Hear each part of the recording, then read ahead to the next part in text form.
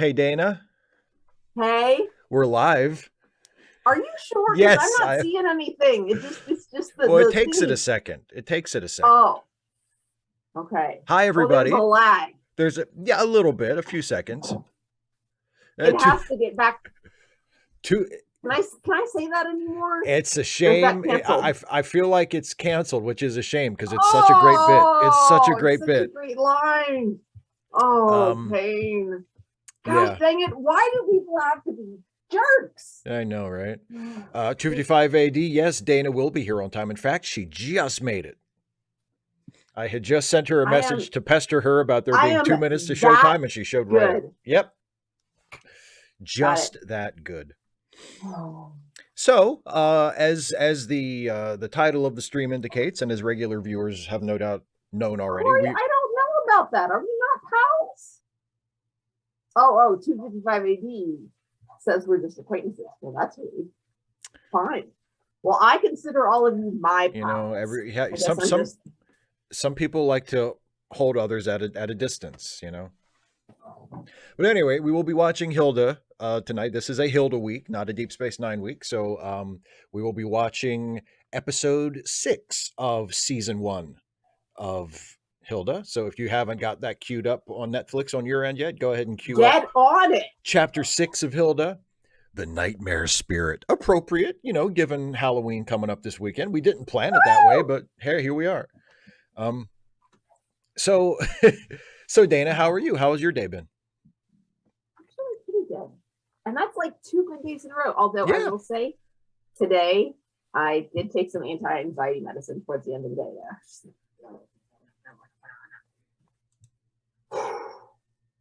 But overall, it was a good day. I'm glad. Ugh. I Yes. only had one student. I had one student who was absent, which is really good because that meant that everybody had a chair. I no longer have enough desks. Because this is your English class that has 32 students in Yeah, it now. Yeah. Shoot. 32 now. There are so many of them. God damn. There are so many. And now that we're, now that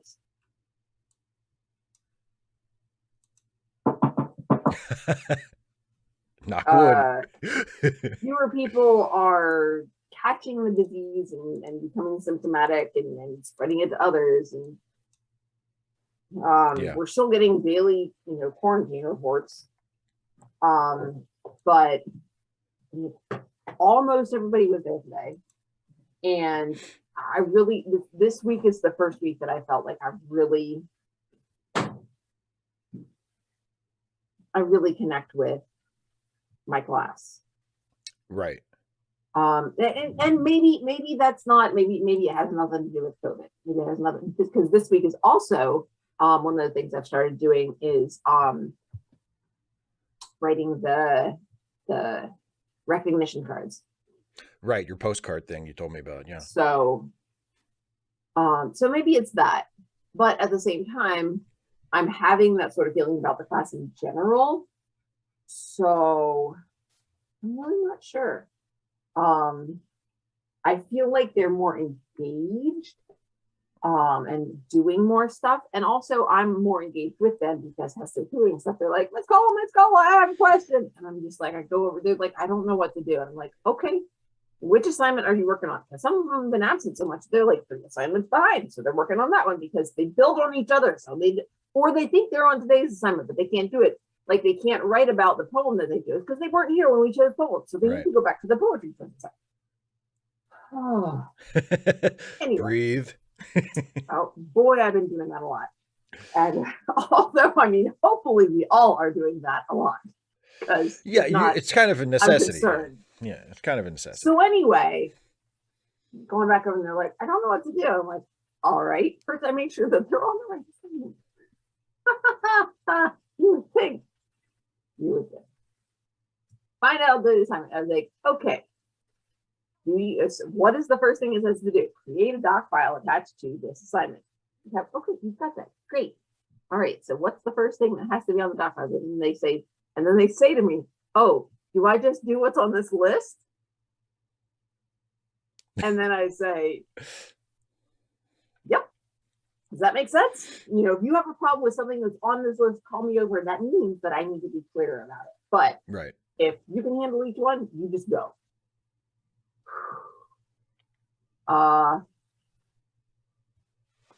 Black cover 90. I got nothing. I didn't catch what was said, so I can't help you out there. It doesn't seem like there was anything in this chat.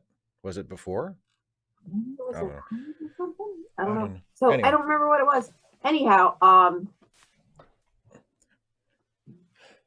so there was that. And then I'm also really happy about, I didn't actually get, although unfortunately I didn't get to do any of my postcards today because I was working on my lesson plans for next week and moving some things around.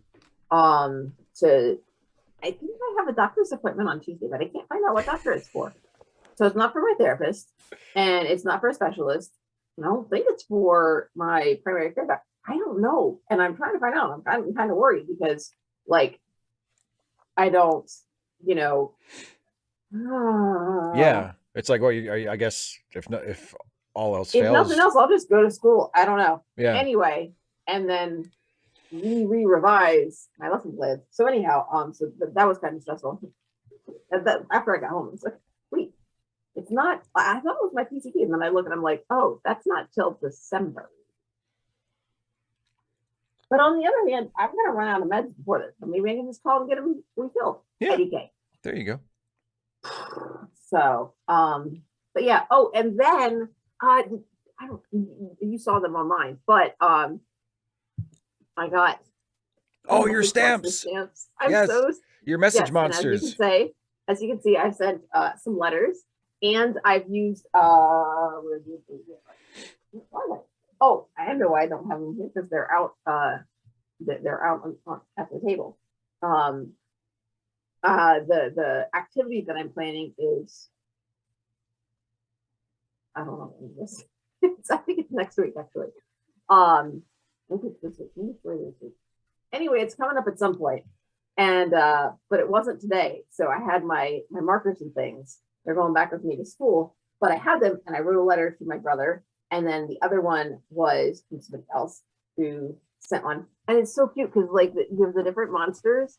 And then these little things here, like the high and the XOXO and the hearts, and they have different hats that you can put on them. So you can kind of mix and match. It's like super cute. And they don't cost any more than like a regular set of stamps. Right. It's like, yes. And they're forever stamps too. Yeah. So like, they're like, you want one? I'm like, yeah, just like a sheet. And then I saw them just like, I want another one, but you have to like go in the back and get it. So I might have to go buy me like I need another because I need more. Awesome. I need more. So that was really cool. Can I stop you for a second? For you, Steve. Thank you. For you. Are you using your blue snowball mic? Wait, hang on. It might not have. Make sure you have that selected as your audio because 255 AD said that. And you go ahead. All right, here we go. Does that sound better? That does sound better. Yeah. I was gonna wait. I was gonna wait until you finished telling your story because you were coming across like you were gonna wait until I finished talking. Well, usually we get about 10 minutes in and then you hand it off to me. I was gonna wait until you finished and then say, while I'm running my mouth, you go ahead and check your mic, but. 255 AD said something about it in the chat. So. We were talking as I was getting set up, and you're like, we couldn't see me. Oh, and because when I plugged in, it went to the extension camera automatically. And I think it was using the mic from that too. I think it must have clicked over to the mic from your. Well, I guess the camera USB is just webcam. Too bossy then. The camera's like, I got this. I'm doing the thing. Because I'm doing a thing. And so anyway, I'm also really excited about this. So I updated Goodreads. Y'all should like follow me on Goodreads and tell me what you're reading and all that good stuff. So I'm reading this, which is young adult, but it starts off, it's this biracial girl who's of French descent and Ojibwe. And ooh, wow. Yes. And so it starts off in, her dad was Ojibwe, but he and her mom were not married. And her mom's family is kind of like a prominent family in Sault Ste. Marie, and didn't put his name on the birth certificate, so she can't, or she hasn't been recognized as a member, like a legal member of the tribe, so she can't like vote and stuff like that. But she still goes to powwows, and her relatives acknowledge her and things like that. It's just a matter of legal status. So it starts off with that, and then there's sort of a her uncle. She was going to go to University of Michigan, I think, because she plays hockey, and but then her mom's mom had a stroke, and between that and the recent death of her mom, of her uncle, and I don't know if that's her mom's brother or her dad's brother at this point, because it ties in later with the native thing, and also but her mom takes the grandmother's stroke really hard, so she decides that she's going to go to a community college and then transfer. So it's interesting because she has this pull of loyalty to her family, but there are things that she wanted to do. So, very much something that I think as sophomores, my students are really sort of starting to think about themselves as individuals. What I like is based on familiarity versus what I'm developing for myself. Right. So there's just a lot that's good there. And then it like ramps up like fast. So we find out that, there's this one friend that they were, she and her bestie used to be close with, but now he's her bestie's ex, and she doesn't get along with it. And we find out that he's into drugs. And then she figures out that, he's comes around, he says, please, will you get her to just talk to me? And she's like, you got to stay clean for yourself. And he's like, but, da-da-da. And she starts getting the inkling that he might be dealing meth. Ooh. Yeah, so it's like goes dark, and then she's at like a party, and it's out in the woods, and she goes out and she sees her friend, and the ex is there approaching her friend. Her friend is like trying to get away from him, and so she starts coming over, and then she sees that he's got a gun, and it points it at the main character, and she's like, oh. And then the friend is yelling, and the ex turns the gun and he shoots her best friend, and then he turns the gun on himself and kills himself, and they're both dead, and she's like distraught. And oh yeah, and then there's this other part that I forgot to tell you about, that there's a new member, somebody who has moved to the town who is part Cherokee. So he's joined the hockey team. Like he tried out, she's really good. He tried out and joined their local hockey team, like not school hockey team, but like a community league, but like kind of like little league, in that like little league but for hockey. And at a high school sort of like pre-Olympic level, but like elite. So anyway, he comes in, he tries out, and he makes the elite team. And so she is kind of showing him around. This is our area. Here's some of the historical relevance, and she's his ambassador on the hockey team. And so anyway, but because he's half Cherokee, he says he doesn't actually know the traditions of his tribe, she kind of feels that kind of kinship with him. Even though she does know the tradition, she's still not really this or that. Right. So there's that connection there. And then it turns out that he's not quite who he says he is. It turns out that he's actually an undercover FBI agent.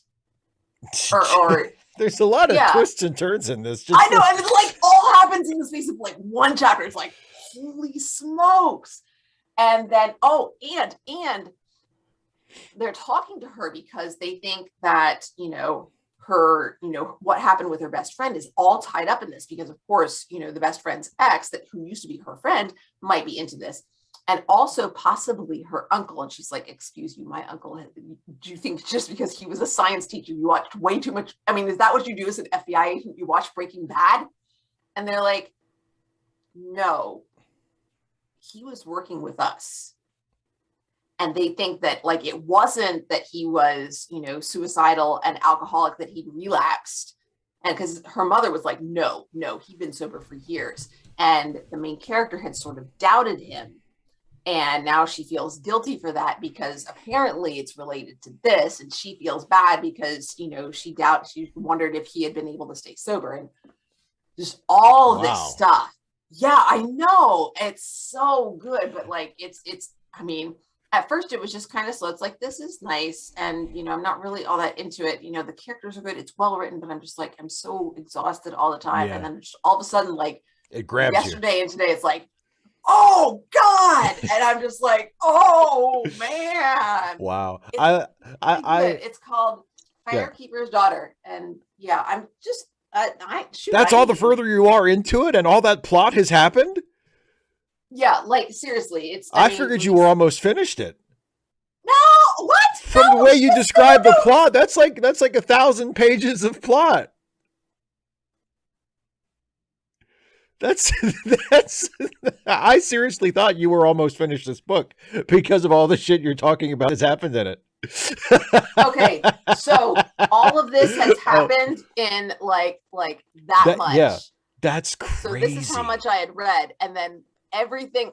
Yes, it's just like it ramps up fast. Because when you, even then, like it happened before that because I've also gotten through like the funeral and some of the next part. Yeah, that's just so much. It just like goes. I just like, and I think part of it is that part of it is that you're very detailed. He's going through a lot, Steve. Part of it is also that you're detail oriented, and like Sarah just said, you're not summing up what happens. You're just basically telling us every single thing that's happened so far. Because I'm obviously not I'm obviously not spoiling the whole book. You're very detail oriented, and when you describe it, you're describing every little thing. Like happens, and then this happens, and then this happens. It reminded me of that YouTube video where the guy does the reenactment of the scene in the Christopher Nolan movie where you finally give up on following the plot, where it's just like a twist and then another twist and then another reversal and then a fake out and it's just like, and it goes back and forth, and it's just like one guy explaining what's going on to the other guy. He's like, this guy turns out to not be the guy we thought he was, and he's dead, but he's not dead. And then there's this, blah, blah, blah. And it just goes on for like 3 or 4 minutes like that. And I was like, man, there's a lot of shit happening in this book. So, and by the way, Sean Soar had a couple. It's like 20 to 25 pages. I'm like 150 pages in. It's the last 20 to 25 pages. Like all this gets dumped on this poor main character. That's amazing. I mean, it's a lot. But and then somebody in chat said that it's a typical day in my life. I run with a rough crowd. But that was one of the things. I mean, rural Georgia has problems with meth. And I'm just like, and then, we have a girl here who, doesn't feel like she fits in anywhere. She, wants more. She's connected to her family, but she wants more than her rural community has to offer. I'm like, there's so much here that even though it's not set in this area and it features, a main character who is a half Ojibwe girl who plays hockey, you would think that has nothing to do with rural Georgia, the redneck South. But I mean, I'm seeing so many connections, and it's so good. Yeah. It really, not, me per se, but I can see myself as one of the adult characters, trying to help out. It feels familiar. Young people, and it's just a rough situation. Yeah. I want to point out Disky dropped in a super chat. Thank you, Disky. It says, love your stuff. Thanks. Well, thank you very much. Thank you so much. And also Sean Soar had a couple of questions for us about Hilda. Earlier he asked if we are fans of Hilda. I mean, we're watching it. I don't know if I would say I have really, this is obviously Dana has seen it before. This is my first time through. I have really enjoyed it so far. I don't know if I would go so far as to call myself a fan. I feel like that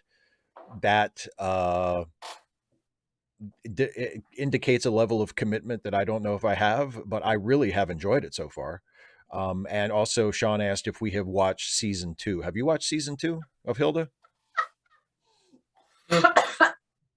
Yes, I've watched everything so far. Supposedly they're working on, I think, a movie. Ooh, yes, and I have not, because that's the way this show works. I For will those of you, say the buffering is Steve's fault because it's shown up in Zoom. it is. Mm-hmm. Wow, we're really. Do I seem like squidgy to you? Because like your No, camera looks low res to me. really, no. I didn't realize that. Just saying. Yeah, because I didn't notice. This dude. Stop the stream and restart it again and see if that fixes it, because I didn't even notice that we were having problems, but apparently we're a little out of sync, because there's a little bit of a lag between us. Everybody else noticed So- but you, Steve. OMG. So I'm just gonna That's it, yeah, I'm gonna stop the stream and come right back, because that worked last time. So yes, 255 AD. I will turn it off and turn it back on. So we'll be right back in just a second.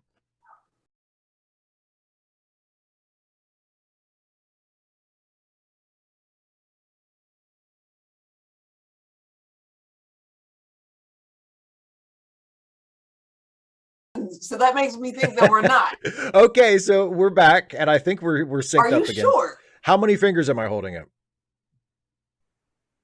I don't know. How many fingers is he holding up, everybody? Is You're it not even watching. Are you guys able to I was totally watching. Like I have my answer. okay. I was totally watching. See? Two, sure. I got you. I'm sorry. So are you familiar with Nora Jones? Oh yeah, of course. I love Nora Jones. There was a pause before you answered me again, Steve. There was? Yeah, like it's noticeable again. Oh, God damn it. I'm sorry, man.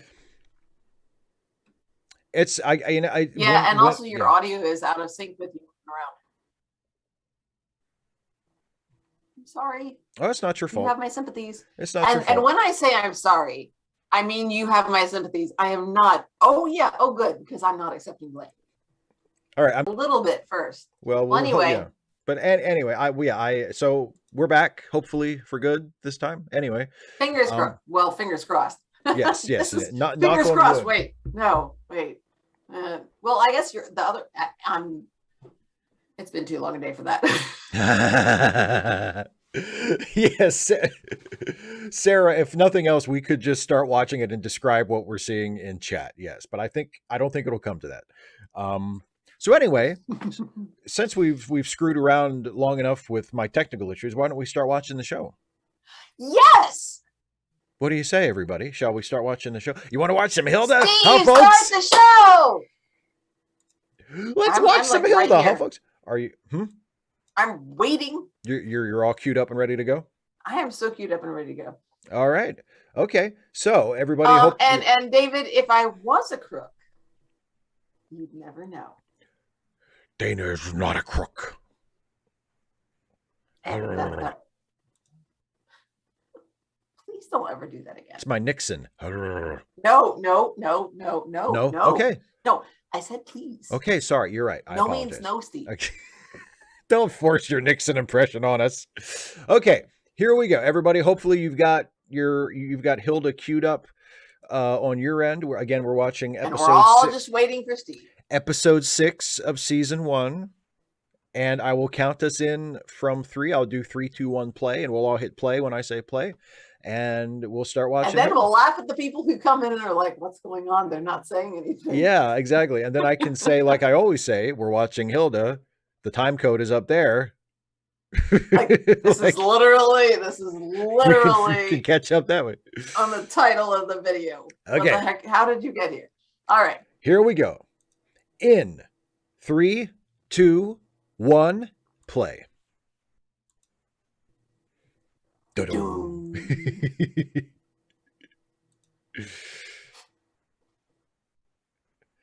Netflix.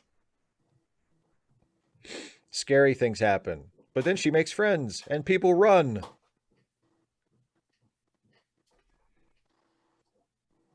It's just so happy making. People in the chat like my Nixon. I just want to point out. They haven't had to deal with teenagers all day. do your students do their Nixon impressions? No, but they do the impression of somebody who doesn't want to do any work, like me. Which insults you because you're like, that's my shtick. What are you doing?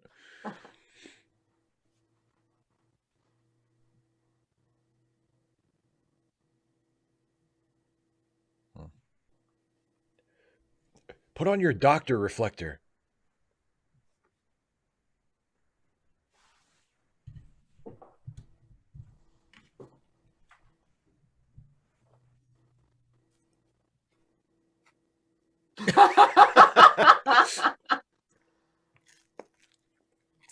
Glush, glush, glush, glush, glush. I'm so glad she's got boots.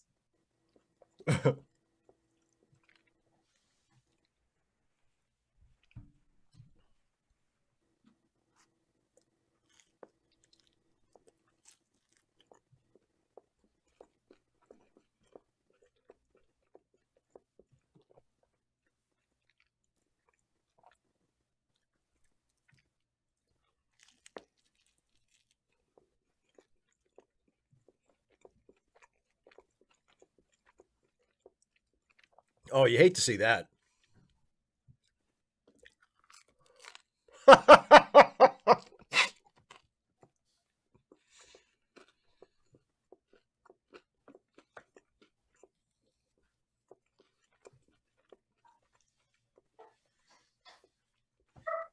David's last words there remind me of you.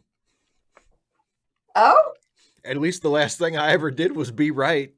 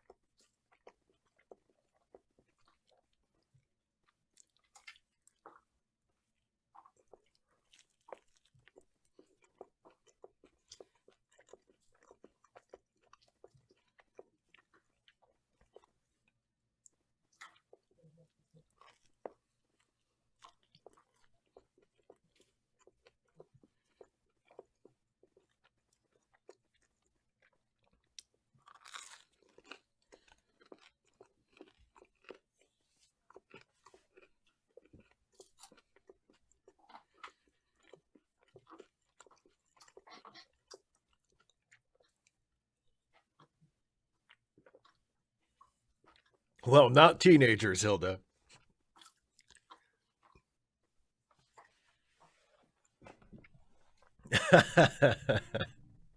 I try to push the mic away from my mouth a little bit when I'm chewing pizza 25580, so hopefully it's not too sewer walky sounding. Oh, poor David.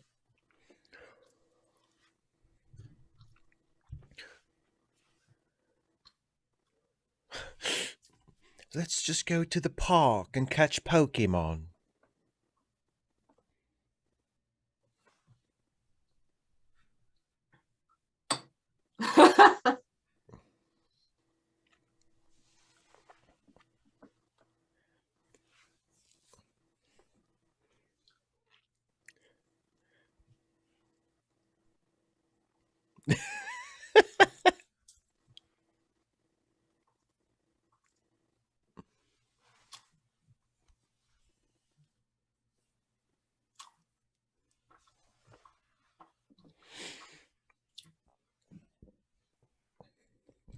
That's not going to help.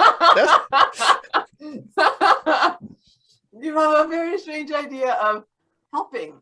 We're going to find the fearsome Rat King, and that will cure you of your fear of the fearsome Rat King.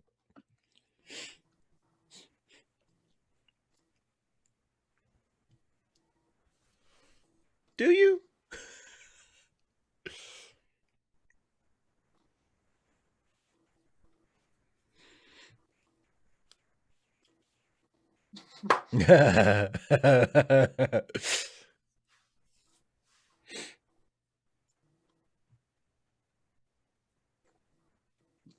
Which one?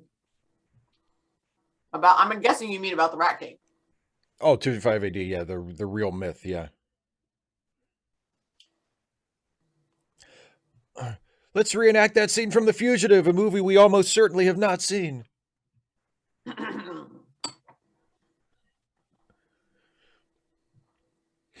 Noosh. Now, see, this is no longer The Fugitive. The size of the sewer reminds me of like a Spider-Man movie. They're going to find the lizard or something. No, it's more like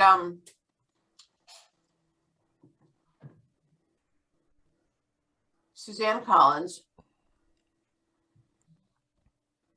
Gregor the Overlander. I have no idea what you're talking see, about. there you go. Well, it's a great story. Okay. I believe you.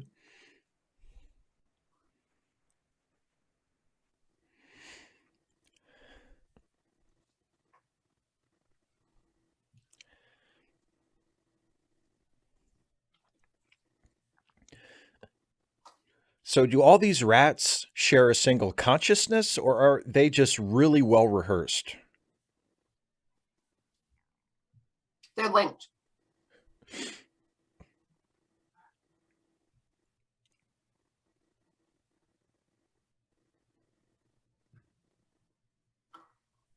Philip Kehoe in the chat points out that sewer water is not clean. These kids are going to need some vaccinations.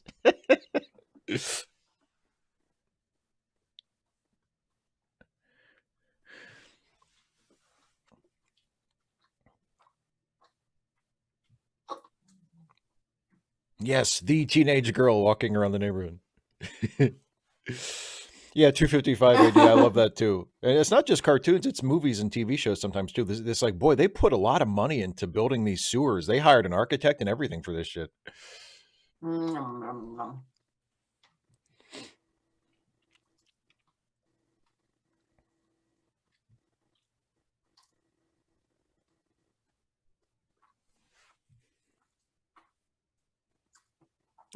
I mean, we live in a world with trolls and elves and all kinds of monsters. Who knows what she's doing?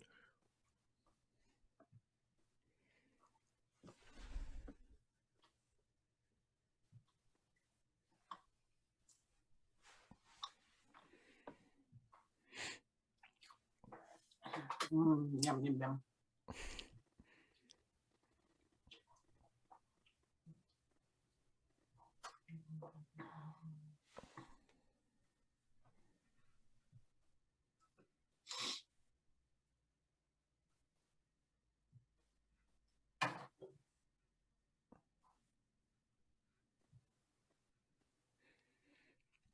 Well, that's no good.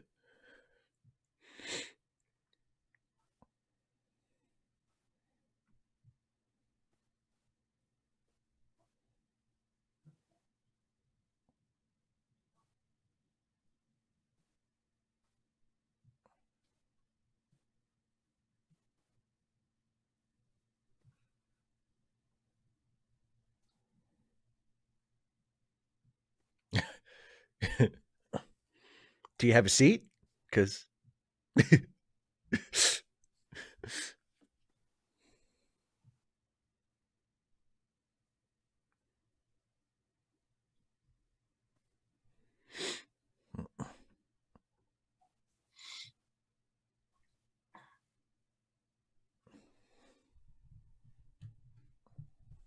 now, oh, dig the Stranger Things music. I like that.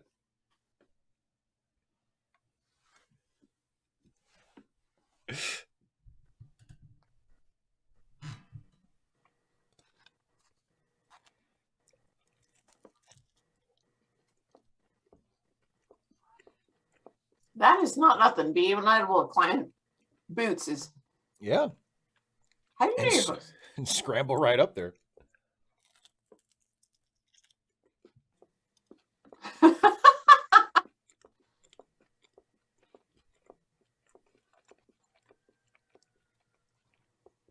Yeah, you can really load bikes up.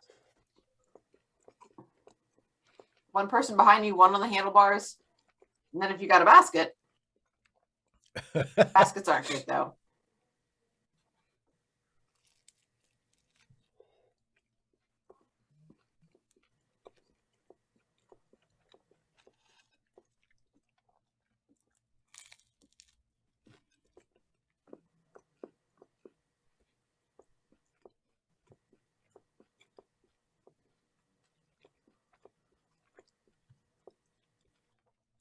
I said, oh, never mind.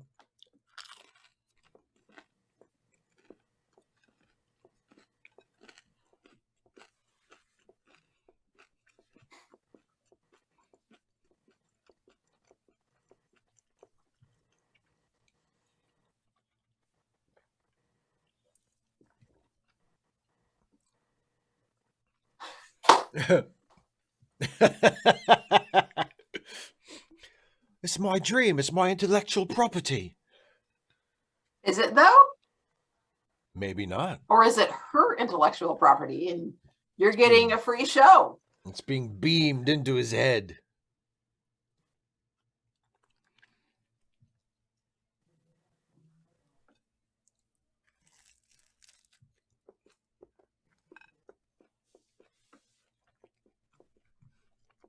No, her job is just to check them in and out.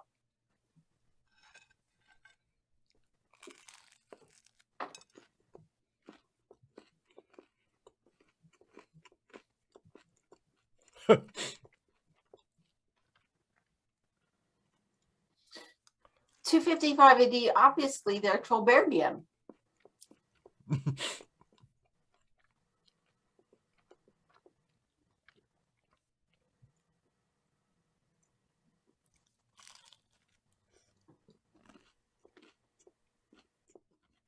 What's in pearl? Saw that coming.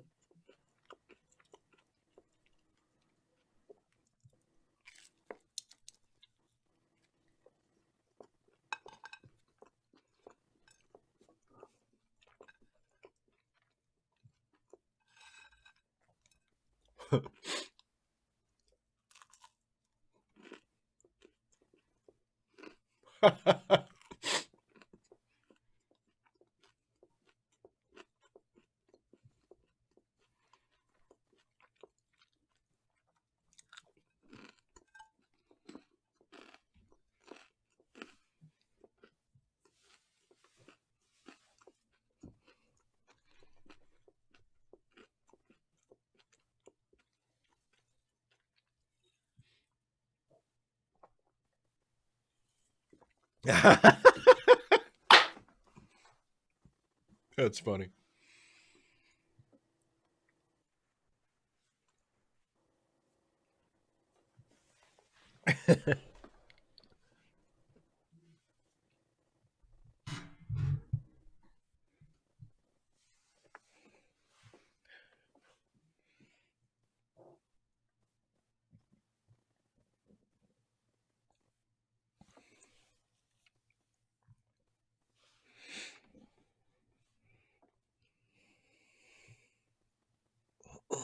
Yeah, they won't get by Alfer.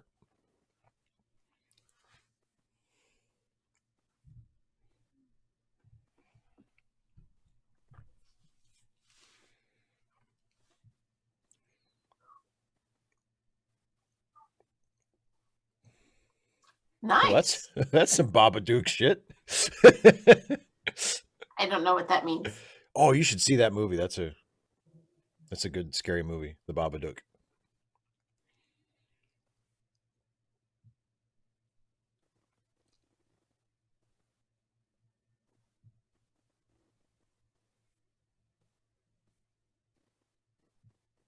Oh.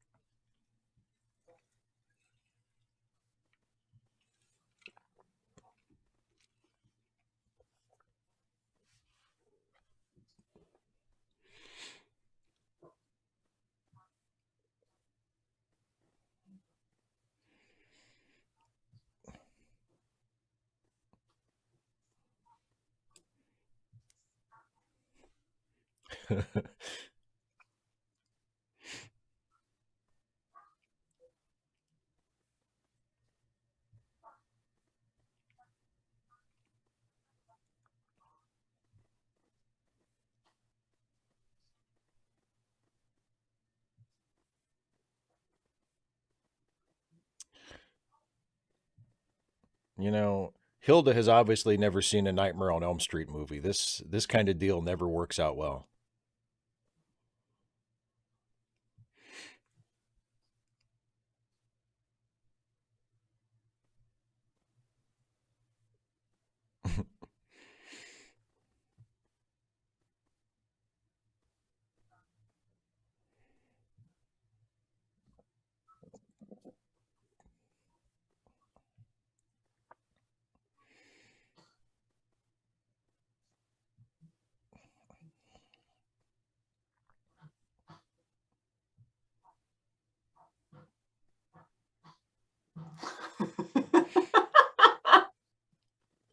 Oh.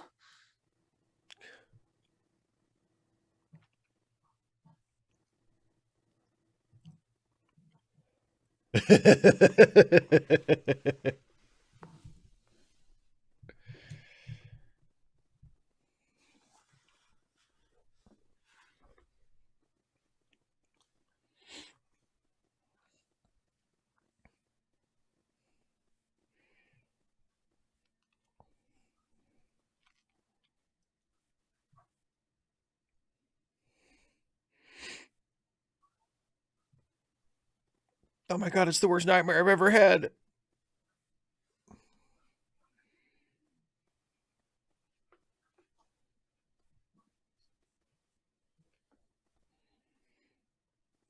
That's a lot of spiders.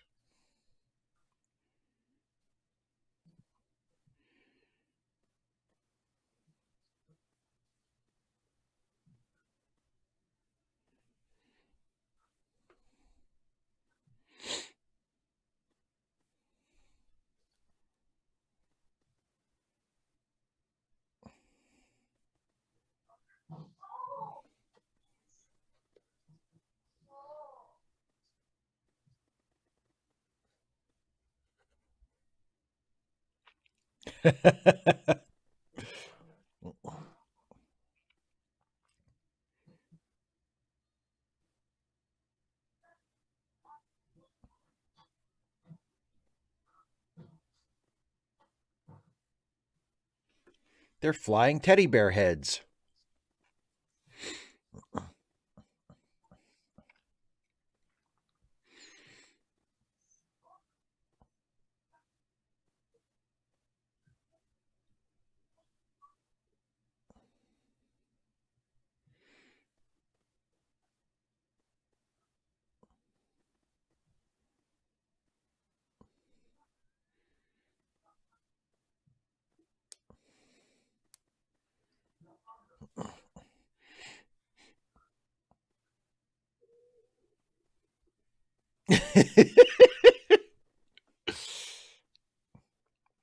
I like Dream David's attitude.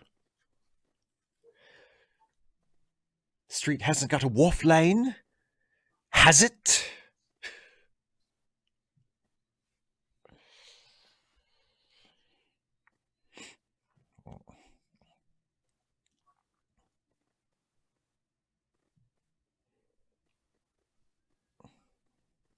It's my worst nightmare. I can't ride a bike.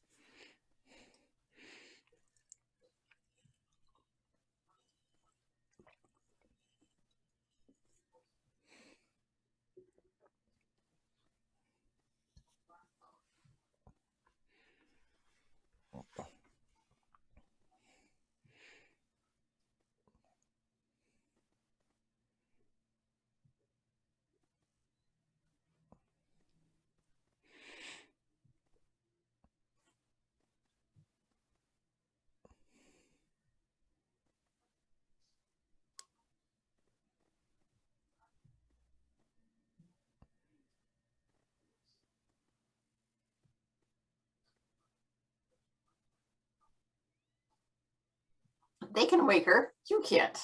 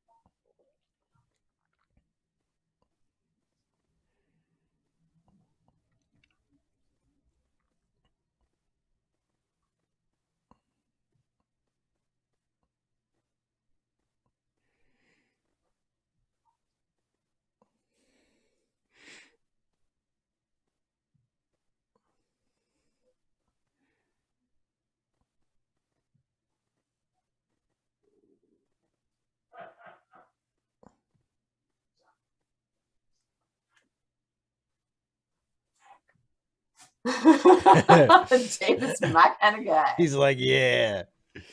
Food.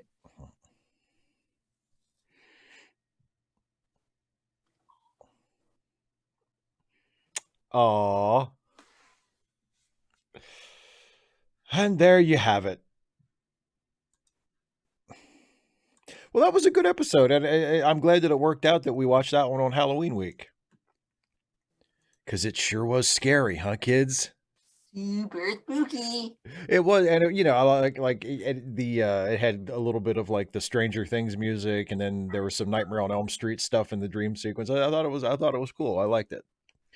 And you know what else? It occurred to me with about, I don't know, 10, 15 minutes left in the episode, so maybe about halfway through, I thought, you know, these kids are so much better at this than the kids in Harry Potter, because it would have taken those dipshits like an entire movie to solve this stuff.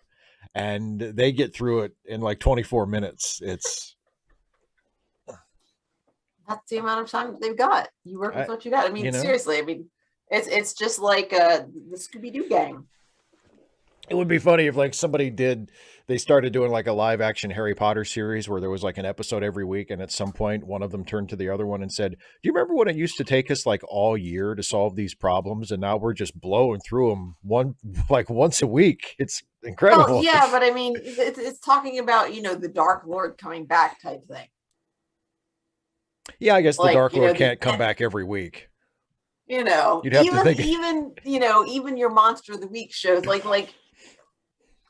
Sunnydale didn't have an apocalypse every week, right? The big bad was maybe in the episode, but wasn't like the direct threat of every single episode. Yeah, exactly. Yeah. So Voldemort's just hanging around, you know, gathering his followers, making plans, hanging out with Malfoy, being like, "So what should we do?" You know, whatever it is that villains do on, you know, in their copious free time. Exactly.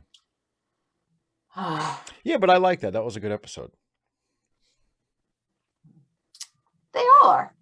Yeah, I've liked all the episodes. Yeah, it's a good show. Like and yet you're not a fan. I just don't want to. Wrong with I don't. Hey, here's something that'll, since this is apparently the theme of my channel today, here's something that'll piss off my fellow Star Trek fans. It's better than Lower Decks. Well, 255 AD, the way you described it earlier in the chat that I saw, where, you know, like you wake up from a dream and then you go right back to sleep and you get back into the dream, and but you know that it's a dream. I have had that experience. I don't remember ever doing that on purpose. I've never had it happen that way. But I've done that before. I mean, I've had that happen. Yeah. I've had it happen a couple of different ways. There have been times when in the dream something happened and I realized that it wasn't possible, and I was dreaming. Like, I realized in the dream that something wasn't logical and I must be dreaming. And so I had different options. And when I was little, what I used to do was what I called dream writing. And you can control the events of the dream. So that was, you know, when we'd like, you know, go after the bad guys and stuff. And I would team up with, you know, my favorite cartoon characters like Garfield, or not Garfield, Heathcliff and Inspector Gadget, and, you know, all my favorite cartoon characters. And we go flying around the city and stopping bad guys. It was great. Oh, it does sound great. It was pretty neat. You know, and of course, the flying was fun too. And sometimes dreams are tricky. Like, you can't read in dreams. but dream logic can like take over. So like you don't have to read, like you know what it says. Does that make sense? I know exactly what you mean. Yeah. So if you can figure out that you're not actually reading, you also can't remember things. So if you realize that, you know, if you try to think of something that happened previously, if you try to remember something, that can give you a clue that you're dreaming. And I've had that happen in nightmares, and I've just been like, I can't remember. Why can't I remember? I can't remember because this didn't happen, because I'm dreaming. And I can just stop dreaming if I wake up. And then I wake up, I'm like, okay, so now I can go back to sleep. And then I do. Yeah. And at that point, I've stopped the dream. So I just, when I go back to sleep, I don't have the same dream. And 255 AD raises an issue I was going to bring up too. Because I remember the Batman animated series episode where Bruce Wayne is in a dream, and one of the ways he figures out that he's in a dream is that none of the letters in the books make sense. And then he's like, when later on when he's talking to the Mad Hatter, he's like, "How'd you figure it out?" He's like, "Because you can't read in a dream." I read in my dreams. Like I'm perfectly capable of reading in my dreams. But apparently that's a thing for some people. But like I know I've had many dreams where I've read things in the dream. Like there have been cases where I've read something in the dream and I've woken up like out of that dream and then thought back to like what I was seeing, but like, that's not what that said. But like the dream provided this is the meaning of what you are looking at. Does that make sense? Yes. Yeah. But yeah, and I've never tried, like I've never intentionally tried to have a lucid dream. I mean, I've had the experience of like 255 AD described where like you wake up from a dream and then you go right back to sleep and you resume having the same dream. I've had that happen before. And I've also had the experience of just being in a dream and like you were saying, and something happens to you in the dream where you suddenly become aware that you are in a dream. And you're able to have a greater degree of control over things than you would ordinarily. I've had that happen before, but it's never been like I've never done it on purpose or been able to sort of have it happen at will, And yeah, and since I brought up lower decks, people are talking about it in the chat. Kemp Chalmers says, I agree 100% Lower Decks is horrible. I don't think Lower Decks is horrible, and I didn't say it was horrible in my review today. I just said that it's not for me, and it's the first of the new Star Trek shows where my problems with it outweigh what I think its strengths are. But it's not, which is not to say that I don't think it has any strengths or that it's terrible. I think I said a couple times in the video, I don't think it's a bad show. But it's a comedy that never makes me laugh or almost never makes me laugh. And the fan service and the Easter eggs and stuff really get on my nerves. And, it is what it is. But if I know other people love it, and I think that's great. There's plenty of Star Trek for everybody. I will point out, Sarah, that you didn't actually use Greek letters. Those are Roman letters. Like, at least that's how they're showing up on my screen. But yeah, I think I would guess that sounds right. But yeah, I think it's your wave state. It's the wave state issue. And dreaming, yes, is delta state. Yeah. No, I don't think that's right. Isn't delta state like deeper than REM? REM sleep is where you're in dream state sleep, and I think delta is past that. So anyway, it's the basic idea that you're in a different, your brain is in a different state. And alpha waves are what Lex Luthor used to find the Fortress of Solitude. As one does. How else are you going to find the Fortress of Solitude?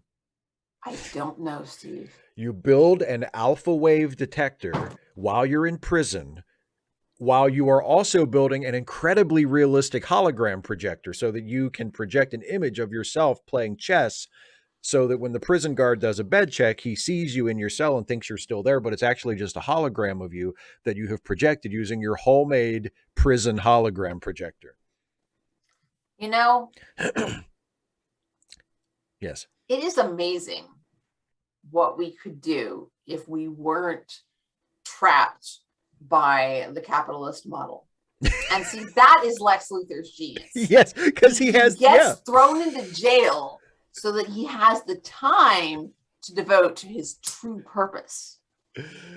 That's why maybe that's what we really need to aspire to. It's one of the joys of that Silver Age version of Lex, which is basically the basis for the Gene Hackman Lex in Superman movies, where it's like the only explanation offered and the only explanation needed is, well, Lex is just really smart. Like, he does things that are completely impossible. And the only explanation is, yeah, but it's Lex, though. He's just really smart. Sarah Scott, have you seen Treasure Planet? Because that's one of my favorite bits from Treasure Planet. Is the I'm not a doctor bit there. 255 AD. I know you asked, Steve, but I don't care. No, that's not a callous take. I mean, like, meal delivery systems exist. Yeah. Like, seriously, like, countries there have been countries on lockdown that they've said nobody can go to the store. They have people who like go around and deliver meals. Like, this isn't anything new at all. It's not anything new. No. Oh my gosh. Unfortunately, the people who are unvaccinated are the ones who would not support any sort of government funded meal delivery programs for those who couldn't go to the store. Yeah. So Sarah Scott, then you remember, damn it, Jim, I'm not a doctor. I am a doctor, but I'm not that kind of doctor. I'm not a doctor. I'm just someone who has a doctorate, and it's not the same. You just stand around and you're helpless. Oh, Treasure Planet is so good. I don't think it's a callous take. I agree. Like Corey says, I think it's, if you are unvaccinated by choice, in other words, if you don't have some kind of underlying condition, right? You have, yeah. If you're like a kid, if you have, yeah, if the vaccine hasn't been approved for people in your group, or if you have some medical condition that you can't, or it's whatever, like that's a separate category. If you have chosen not to get vaccinated, to me, you have also given up your right to complain when you lose privileges because you are unvaccinated.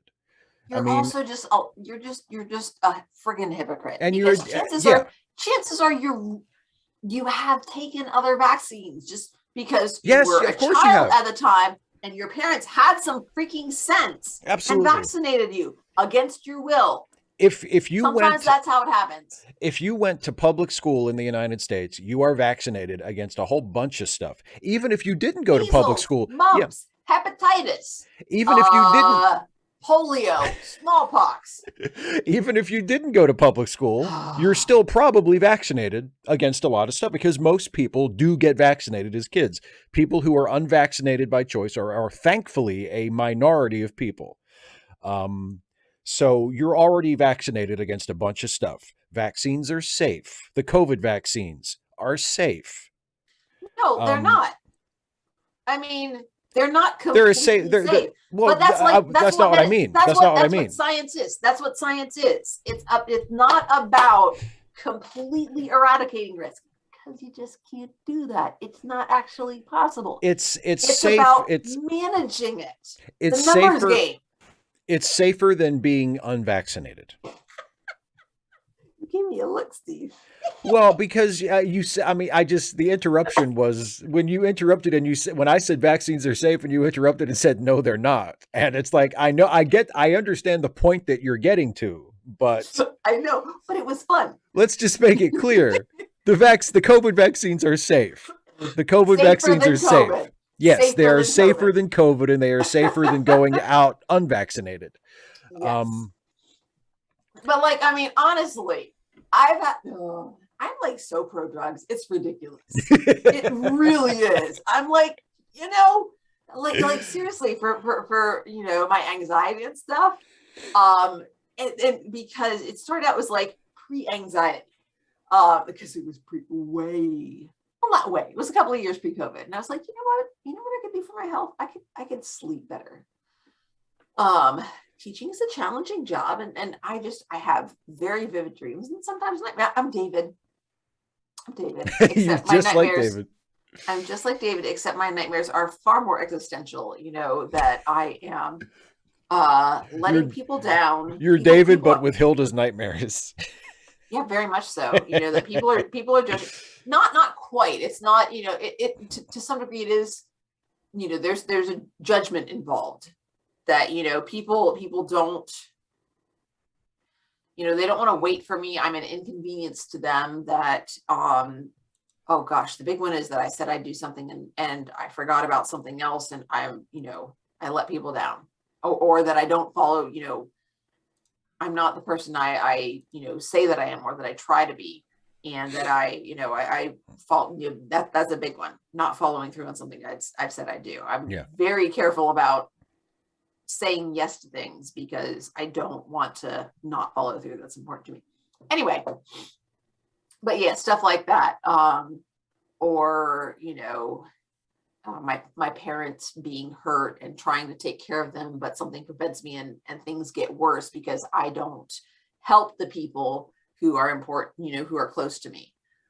So yeah, those are the kind of things that my nightmares are. Oh gosh, it's so stressful. And so I was like, so I, started looking around for a therapist. I talked to my primary care provider about that kind of thing. And, we started trying different medicines. She's like, what are some of the things that you're doing to make sure you get good sleep? And I'm like, okay, so, I start removing myself from screen time. I, take a bath, I brush my teeth, and, I get into bed. She's like, is your computer in your, nope, computer's not in the bedroom. Computer doesn't go in the bedroom because, bedroom is sleeping place. It's a screen-free zone. Exactly. And like I have, what about light? I'm like, I've got a, there's curtains, but there's also a blanket over the window. I'm like, it's dark. It's as dark as I can make it in there. So, I exercise. I don't have a big meal right before bed. I try to, and I'm like, this, and this. And she get that. She's like, okay, we can try this. And she's like, if you, we can try it out and see how it goes. Here are some of the side effects. Is that okay? I'm like, sure, let's go for it. It's not going to kill me. Maybe it'll be terrible. But like, this was a couple of years ago during summer break. I'm like, sure, let's go for it.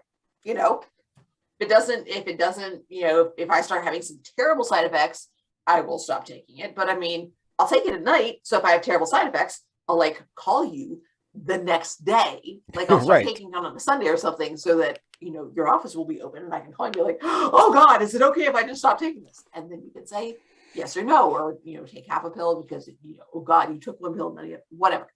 So yeah, it was really chill. And, I was like, this ain't doing anything for me. She's like, well, we can try this. It has this side effect instead. And, da, da, da. And so, we sort of played around with stuff. I'm like, yeah, your body's all kinds of made up of chemicals. Yeah.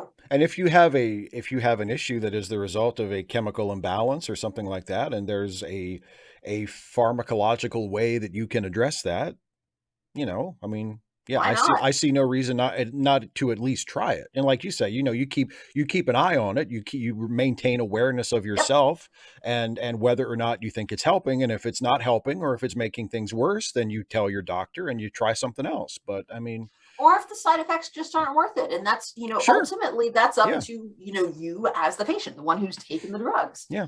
And, and also just, being aware that it's going to work differently for different people. That's okay. Yeah, absolutely.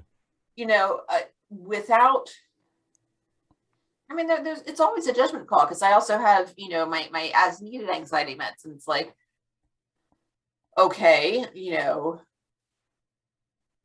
am I anxious enough that I want to take some meds for this, or am I just going to sort of, take a breath and right, not just sort of see if I can manage on my own? And sometimes it's one, sometimes it's the other. It just depends. Yeah.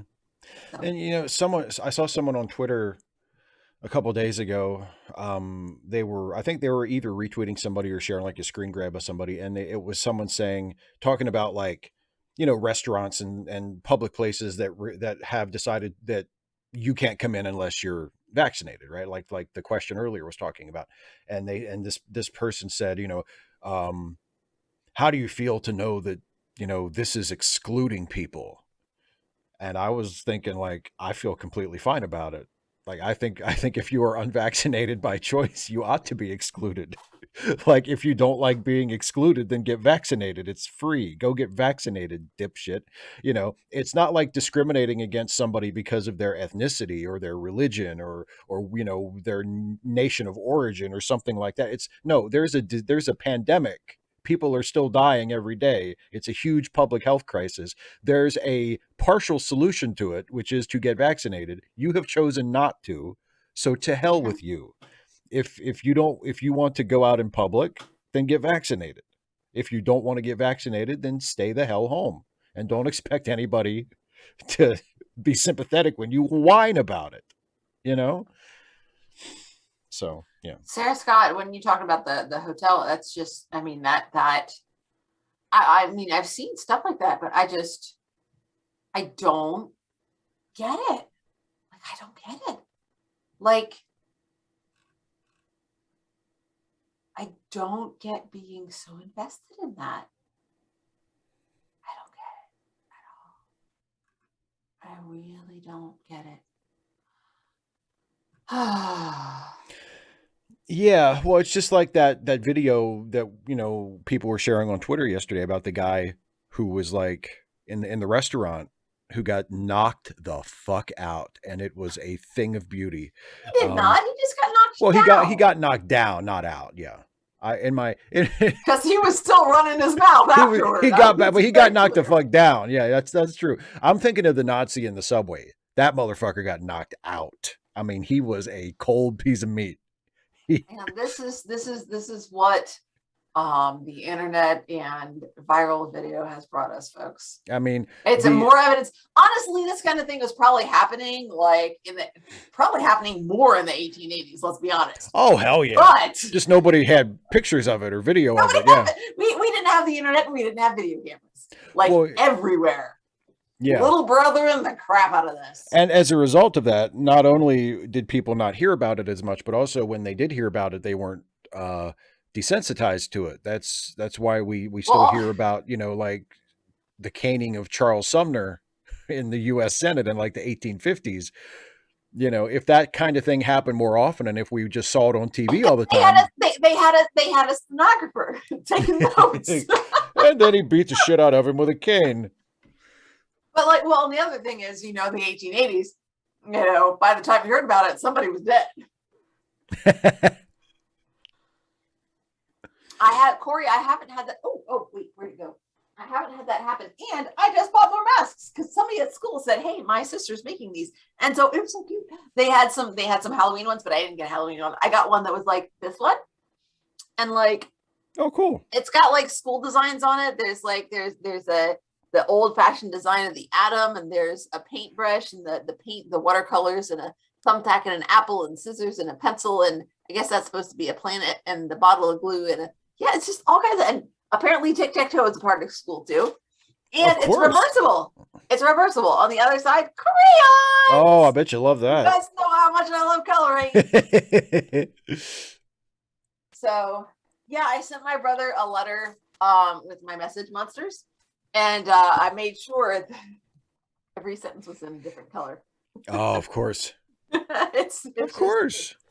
So much fun. If you're going to take the time to write a handwritten letter, I mean, go all out. Yeah, absolutely. Heck yes. So yeah, I'm going through the family, and then and Stacey Abrams is going to be probably next on my list after family who don't live close by.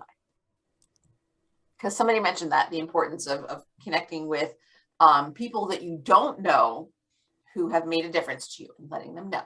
So I was like, there you go. She's working for encouraging people to vote and supporting people's right and opportunity to vote. It's like, yes, absolutely, right there with you. So 285 AD has an interesting question. What about people who are not vaccinated because they can't afford to take time off work if they have an adverse reaction? I mean, in terms of the subject at hand, I still don't think they have any right to complain about not being able to go places because they're unvaccinated. Like it's a public health issue. But in the broader sense, obviously, I would love to see reforms where people don't have to worry about that, where everybody If feels at liberty to take the time that they need to get vaccinated, and also to take time off if they have a bad reaction. But well, even if I would that, say yeah, go ahead. just I would say just go to work looking like hell and then say, no, I need the hours. I can't afford to take off. And then you just do your job really slowly. And everybody's just like, you look terrible. And you're like, I need the it's hours. I need the hours, and it's important to me to get vaccinated because I care about people. Man, people are going to be throwing 20s at you left and right. Are you Just do, kidding? do a You're little going to be raking in the dough. Just do go to work feeling bad and you will be making bank. do a little panhandling on the side while you're at work No, feeling you like ain't even shit. gotta. I mean, let me tell you, when I was in treatment for cancer, like the only time I was so fortunate. There were days when I didn't feel great, but I didn't have anything that like really bad. Yeah. And I'm fortunate enough that I have sick leave. So I could have taken days if I felt bad enough. Like if I felt like I couldn't teach, I would have just taken a day. But I never felt like that. But the other option, I mean, when you, it's, and that's what I just don't get.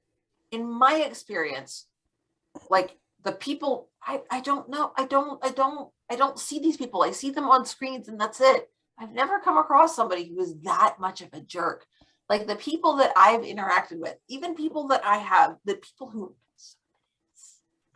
conservatives, folks, people who are conservatives, they're so helpful and kind, and like, they bring you casseroles and they make sure they're like, can I cover your class for you? And I'm like, well, no, I know what I'm doing. I'm kind Mhm. of tired and feeling under the weather, but I know what I'm doing. It's just going to be easier to go through and see how it goes, so I know what the heck I'm doing tomorrow. And they're like, are you sure? Because you can totally go home. And like, that's what I'm used to. Like, that's part of the reason why I've stayed teaching where I'm at, even though sometimes I don't always agree with the decisions that are made. Right. And I definitely don't agree with some of the like community mindset. But interacting with people, I don't know. Maybe I just have some kind of be nice to Dana aura bubble around me. I don't know.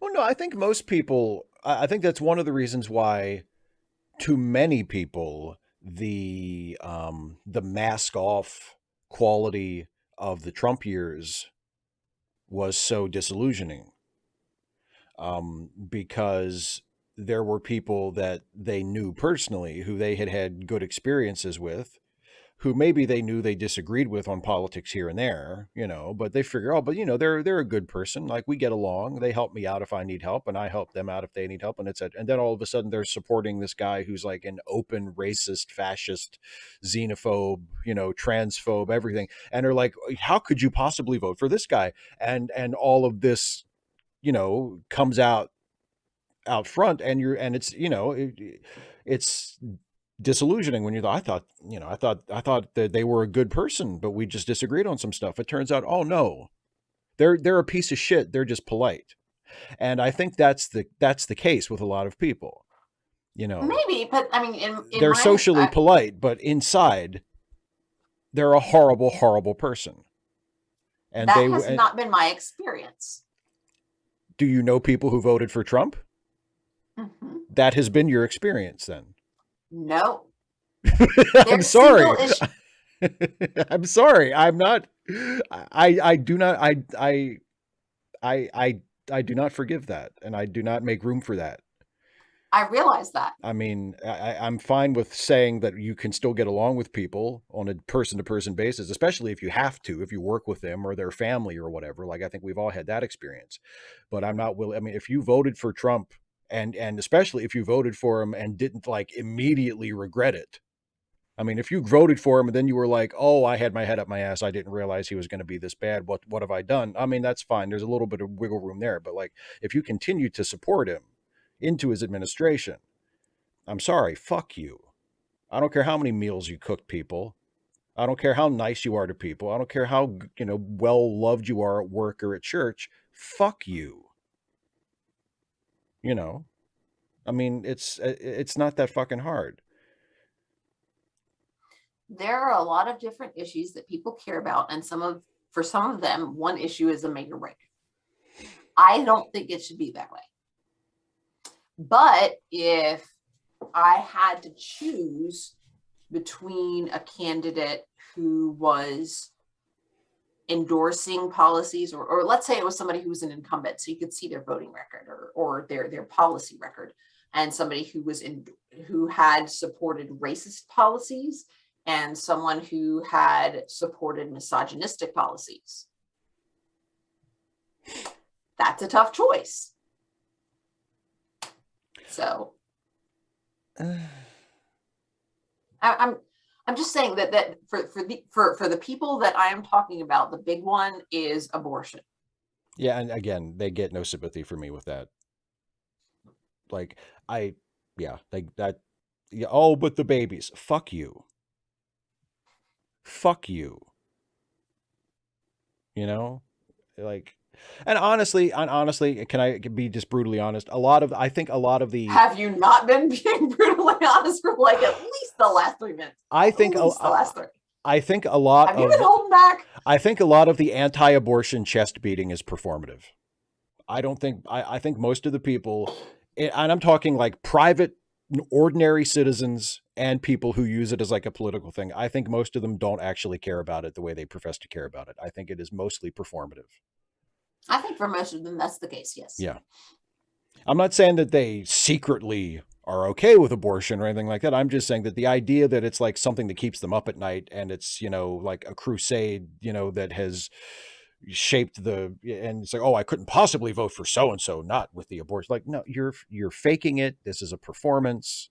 You're like someone giving a testimonial in church, and you know what I mean? Like that's yeah, it's bullshit. Yeah, I'm way less. I'm way less forgiving of conservatives, especially after the last 5 years than I think you are. Like I'm like, if you are a Trump voter and you're not like a super close family member that I just can't get rid of, you're fucking history. Like I don't need to waste another second of my life around you. Because you've shown yourself to me, and you show me that if you had the power to do it, you would kill a whole bunch of people, or at least not care that a whole bunch of people were dying because you think they deserve it because they're from another country or they're, a different gender identity or whatever. You know what I mean? Like you're a piece of shit. Fuck you. I hope something really horrible happens to you. I won't feel the least bit bad for you if it does. Yeah. So there you go. Sarah, that's actually how that's how Georgia got Biden, was third party candidate. There was the libertarian. There was the libertarian candidate, and I guarantee you had whatever her name was. If you said it, I don't remember.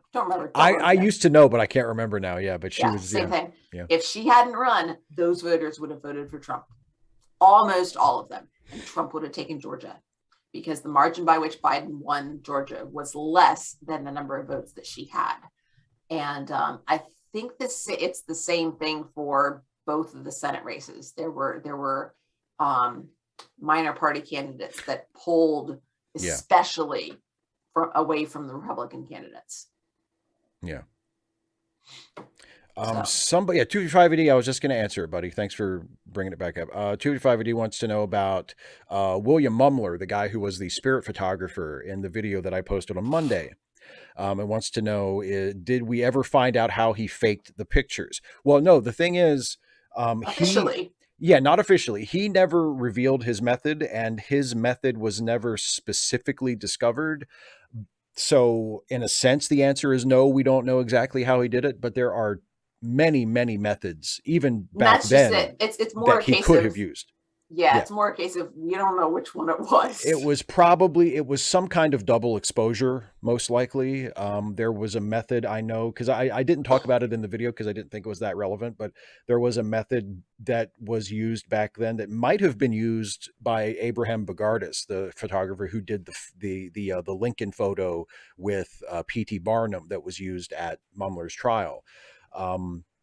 Where because photographs back then were taken on glass plates, and then you'd make a print from the glass plate. So the ghost image was exposed. The plate was exposed for the ghost image just really briefly, just like for just a second or two, and then the cap was put back on the camera, and then the same plate was exposed again for the portrait, and it was exposed for a much longer time. So then you had like the double, and I think there might have been some masking involved where part of the plate was obscured, you know, so that you would, because if you expose the whole plate and you do it in front of the same background, then the portrait figure would appear to be transparent too, because you're exposing the background twice as well. But if you mask the part of it where you're exposing the ghost, then the rest of the plate will be unexposed. So when you expose the section with the portrait, it will, the portrait section won't appear to be transparent. It'll be solid against a solid background. So it was something like that, but we don't know specifically what technique he used, but it was some kind of double exposure like that, probably with some masking involved, I would guess. And the thing is, it's a really cool method. Like, if you don't use it to rip people off and con them into thinking you're taking pictures of ghosts, like, it's really cool. And like I even said in that video, like that Mary Todd Lincoln ghost picture, if you can judge it just on its aesthetic qualities, it's a really good picture. I mean, it does have like a haunting sort of ethereal quality to it, but what it represents is absolutely repugnant. You know, this woman who is being taken advantage of and, you know, made the subject of this fake picture where the quote unquote ghost of her murdered husband, who was murdered like right next to her, you know, is made to appear standing over her shoulder and putting his hands on her shoulder. It's disgusting. Like, it's absolutely disgusting. But if you can put that out of your mind and just judge it visually, it's a really well done piece of work. But the guy who made it, you know, if there's a hell, he's there. So. It's almost 7:30, and you know what I have not done? Have you not taken your bedtime meds? I've absolutely taken my bedtime meds already. You have? Apparently very cleverly, because I took them around 7. Oh, great. Good. What have you not done? I have not sent a letter to my state senator yet. But you wrote one, didn't you? I did. I wrote one. So my state senator is one of those people that you would not want to have a conversation with. I would attend his funeral with a huge smile on my face. And so it was interesting because I told you, didn't I, that I found out that there's another teacher at my school. Yes. So actually, this teacher popped their head in the door to say good morning this morning, and like right before the bell rang, and we were talking a little bit, and then the bell rang, and I had a student come in. I'm like, actually, can you give us a moment, because we're kind of discussing some things. I said, I'm so sorry, I shouldn't have the door open. So and the student's like, can I put my book right down? Sure, go ahead. We've had a long time. Like, the first bell rings at 7. Is it 7:50? It's 7:55, and class doesn't actually start. They're not late until 8. They had 20 minutes, and this particular student is like on the spot every day. Bless their heart. So anyway, so we were talking back and forth, and this teacher said that their spouse had been or was, I don't know, a local journalist, and this state senator had taken them out to dinner and basically said, so, not in so many words, but essentially, you're going to write nice stuff about me or I'm going to destroy you. What a nice guy. I'm like, yeah, but, you know, and I was just like, it's like, I could work with that. Like, and you know, I could write a story about this, right? I'm just, and apparently the phrase that the teacher remembered being told by their spouse was, because you're on my side, right? Because let me tell you, I was like, I knew immediately what I would have said. I'm like, man, I really do need to get into politics because I'm good at this. Well, I'm on the side of the people of Northwest Georgia. So as long as you are too, we're not going to have any problem. I'm like, You would have Comey'd him. You would have Comey'd him. Like Who? from when James Comey had that dinner with Trump, and Trump was like, "I need you to be loyal to me. I need loyalty." And Comey said, Comey, of course, he didn't say you'll have my loyalty, but he said you'll always have honesty from me. And Trump said, "Okay, it's good enough." And and then he fired him like a month later anyway. But exactly. Trump's like, okay, so I know where you stand. Yeah. Bye. Because during that month he was making sure he had everything legal checked off. Oh my God. He could do it. He probably called somebody that night and was like, "I want to fire him." Yeah, and just start the paperwork then. I'm just like, because you said you'll always have. I can't promise you that, but I can promise you my honesty. I can promise you honesty. Yeah.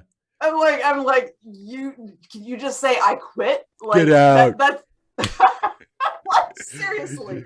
You can't finish your ice cream. Give me your ice cream and get out of the White House. I would have been like, eating that on the way out the door. Like, actually, you know what? I don't like ice cream. If this was pie, I would take it. I'd be like, the ice cream here sucks anyway. I'm not really an ice cream person. I mean, I can take it, but you know what? Now that I'm fired, I'm gonna go buy some celebratory pie. Maybe even a pastry. Ooh. There's well, I think it's on Netflix now. There's the movie that came out a couple years ago called The Comey Rule with Jeff Daniels as James Comey and the fantastic Brendan Gleeson as Donald Trump. And they, of course, they dramatize that dinner scene, but they also dramatize a scene where Comey meets Trump in the Oval Office. And there's kind of a running joke before you get to that scene where whenever he meets with one of Trump's like White House people, they always drop into the conversation that, "Oh, have you seen the Oval yet since he moved in? It looks really great. The president has a real eye for interior design." Like multiple people say that. And so Comey finally goes to the Oval Office and he meets with Trump and he, it looks like the Oval Office. It looks like it always looks, but he notices the curtains behind the Resolute desk. And he says, "Oh, I think those are the same curtains that Bill Clinton had." And Trump is like, kind of doesn't know what to say at first, but you can tell he's not happy to hear that, And at the end of their meeting where, they kind of talk past each other and there's a lot of talking in code and sort of, what like posturing and very careful phrasing and stuff. And as Comey is leaving, Trump says, "Those aren't Bill Clinton's curtains." And it's like, oh, it's so perfect because I know he's exactly that much of a shallow, transparent, petty piece of shit and just pathetic. Like, "Oh, actually, they're not Bill Clinton's curtains." And it's like important to him to get that out. Yeah. I just want to be clear on this. Yeah, exactly. So, but it's, So I am planning to post that as a video and a blog post because it is going to be an open letter. But I'm going to send it first and then wait maybe a week, maybe two before I post it publicly. Just, give him a chance to read it. Yeah. All right. Yes. Well, Sarah's leaving us, so good night, Sarah, and we're going to wrap up. Well, then that's it. Sorry about the rest of you punks, but once Sarah taps out, it's getting on. I mean, it's dark out for me. That's true. And I normally I would have wrestling to watch tonight, and I do. I mean, it's going to be on, but instead of watching it, I'm going to record it and watch it tomorrow because tonight, the great Jason Harding and I will be recording a special Halloween podcast. I don't want to give anything away because I want it to be kind of a surprise, but we're recording something special for Halloween. So how exciting. It will not be Star Trek themed, which is why Dana's not invited because it's not an Ensign's Log thing, but that's okay. I forgive you, Jason. Whenever you watch this, I forgive you. 255 AD wants to know, says, my understanding of the double exposure technique is that you need an original photo to work with, but Mumler never got to photograph the living Lincoln. Is there another way to do it? I mean, I think he could have used a print of a Lincoln photo that somebody else took. I mean, there were plenty of Or I Lincoln mean, you can photos just get a in stand-in. circulation. Honestly, Yeah, I was, yeah, because I because mean, it's fuzzy. He looks like a ghost anyhow. It doesn't have to be if you perfect. see the photo, yeah, I think he could have used a standard. It even could have been some kind of, he could have painted it or something. I'm Dummy. not sure Yeah. exactly. Yeah, I'm not sure exactly what technique he used, but to get the image in there, it was a double exposure. But yeah, so don't forget, everybody, don't forget the charity links that Corey and Sarah have both reminded us of. Charitylinks.page In the description. In the description. You have to open it up. Yes. And click the link and you'll see a Google Doc created by our buddy, Some Random Geek, where you can throw a few bucks at some friends of ours who need a helping hand. And we would really appreciate it if you would. Also, don't forget that Dana has her very own YouTube channel, youtube.com/DanaColdares. Tomorrow. So excited. Your second video on the theme of Pinktober. Pinktober. And awareness-based activism. It's a really good video. Oh, thank you so much, Steve. I appreciate your help with it. And you of course would like people to watch and do what? Leave comments, please, please. In fact, if you are here and like you haven't left comments, you can go and watch some of the other videos because you don't have to wait till tomorrow. No, there's a ton of videos right now. Let me tell you, love them, love those comments. And I'm probably since I got the no, not crayons brain, colored pencils and markers. Once we get to do the activity that's in the Joy of Coloring video, I'm hoping that students will give me permission to like do a video saying, here, this is this one, and this is, and tell you about my students, because the students will not be in the video, so I don't have to worry about blah, blah, blah. And I won't post any like identifying information. That the name has to be on the back as part of the assignment. So pretty excited about that. I'm hopeful. Awesome. And I will be back on Friday for Ask Away. So if you are a Patreon patron or a channel member and you have not asked your question yet, you can ask your question. It's linked in the members it's a members only post on my YouTube community page, and also a patrons only post on my Patreon. Yes, go ahead. Steve. Yes. Do I have to be a patron or a member at the $5 level in order to send you a question? No, you do not. Patrons and members of any level can send me a question. But if you are a $5 patron or member, you do get a shout out at the end of a Trek Actually video. Super fancy. It sure is. I got an extra question there.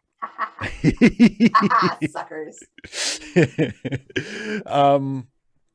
So that's everything, ain't it? I believe so, yeah. And yeah, that's it. Oh, and I'll mention it again on Friday when we get closer to it. But over the weekend on Sunday there is the patron hangout, the patron members hangout.